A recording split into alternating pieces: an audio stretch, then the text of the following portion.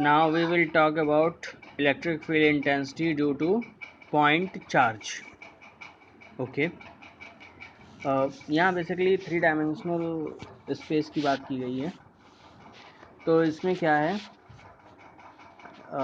जैसे कि ये ऑरिजिन पे आपका Q एक सोर्स चार्ज Q प्लेस्ड है, ठीक है। जैसे कि ये X है, ये Y है, ये Z है। तो यहाँ पे ऑरिजिन पे ये Q चार्ज प्लेस्ड है और प्लस Q0 यानी कि जो टेस्ट चार्ज है वो यहाँ पे है P पॉइंट पे, ठीक है। कि किसी P पॉइंट पे ये चार्ज प्लेस्ड है। इसकी डिस्टेंस जो है ये R, ये पोजीशन वेक्टर है बेसिकली R, ठीक है। Q0 प्लेस्ड है, ठीक है। तो सेम जैसा आपने को अपना ज्योमेट्री में पढ़ा होगा, 3 डायमेंशनल ज्योमेट्री में पढ़ा होगा, तो पोजीशन ऑफ टेस्ट चार्ज अगर हमको डिफाइन करनी है तो हम कैसे डिफाइन करेंगे, P पॉइंट पर। तो ये x, y, z हो जाएगा। Q0 की जो पोजीशन है वो P times P x, y, z, यानी कि 3D बेसिकली हम डिफाइन कर रहे हैं। और पोजीशन वेक्टर R क्या होगा, R equal to x i cap plus y j cap plus z k cap. और R का जो आप जो है मैग्नीट्यूड अगर फाइंड करोगे तो ये हो जाएगा under root x square plus y square plus z square, ठीक है। सिंपल है। तो force experience by Q0, force experience by Q0 due to Q source charge. तो उसका फॉर्मूला सीधे सीधे सीधे सीधे क्या करेंगे, यूज़ करेंगे कुलॉम्स लॉ। तो F equal to Q0 times K upon R square into r cap, ठीक है। तो F इक्वल टू जो फोर्स होगा K Q upon R square into r cap. और वेक्टर R का मैंने आपको बताया है, वेक्टर R क्या होता है। ये देखिए वेक्टर R क्या होगा, mod of R into r cap. क्योंकि वेक्टर को हम डिफाइन कैसे करते हैं, डायरेक्शन एंड मैग्नीट्यूड से। तो डायरेक्शन आपकी आर कैप हो गई, मैग्नीट्यूड क्या हो गया, मॉड ऑफ आर हो गया। अब आर कैप को आप क्या लिखोगे, आर कैप को आप क्या लिख सकते हो, vector R upon mod of R, ठीक है। तो यहाँ से एक चीज़ आपकी आती है, जैसे E आपको फाइंड करना है तो E इक्वल टू क्या होता है, F upon Q0, E equal to F upon Q0। तो E equal to F upon Q0 करेंगे तो जहाँ पे आपका ये F वाला फार्मूला लिखा हुआ है, ये देखो जहाँ पे आपका F वाला फार्मूला लिखा हुआ है, जैसे ये आपका F का फार्मूला ये लिखा हुआ है, ये F का फार्मूला लिखा है, यहाँ से Q0 को उठा के आप ये इधर ले आओ तो F अपॉन Q0, तो ये क्या होगा k Q upon r square into r cap. और F अपॉन Q0 ये क्या होता है, E होता है। तो E इक्वल टू क्या हो जाएगा, F upon Q0 equal to k Q upon r square into r cap. Clear. अब यहाँ पे E की वैल्यू क्या हो गई, E की वैल्यू हो गई k Q upon r square into r cap.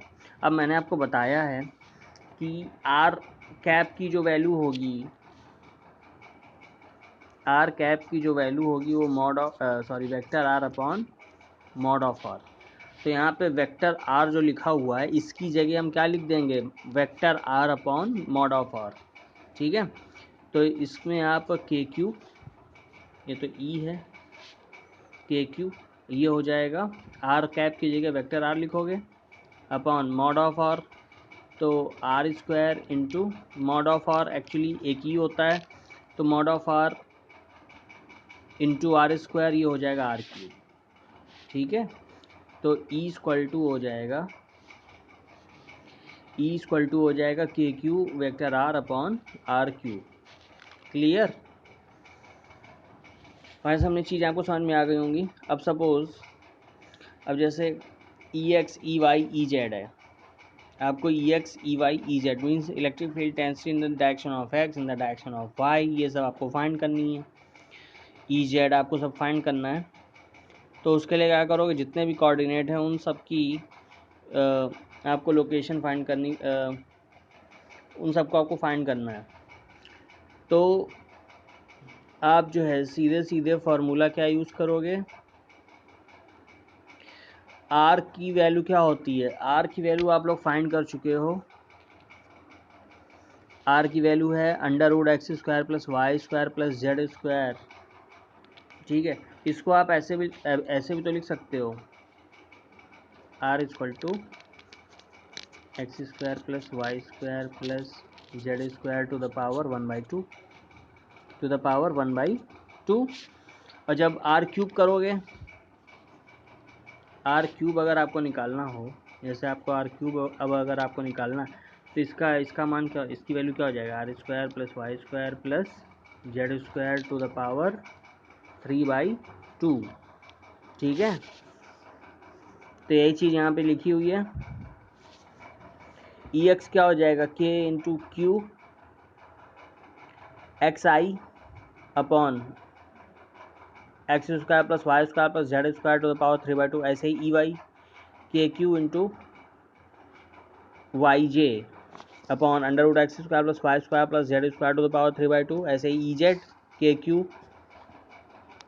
zk x² + y² + z² to the power 3/2। ठीक है, और वेक्टर ई को कैसे डिफाइन करोगे, EXi cap + EYJ cap + EZ k cap. Suppose EX जो है आपका जो एंगल बना रहा है वो x है, सॉरी अल्फ़ा है।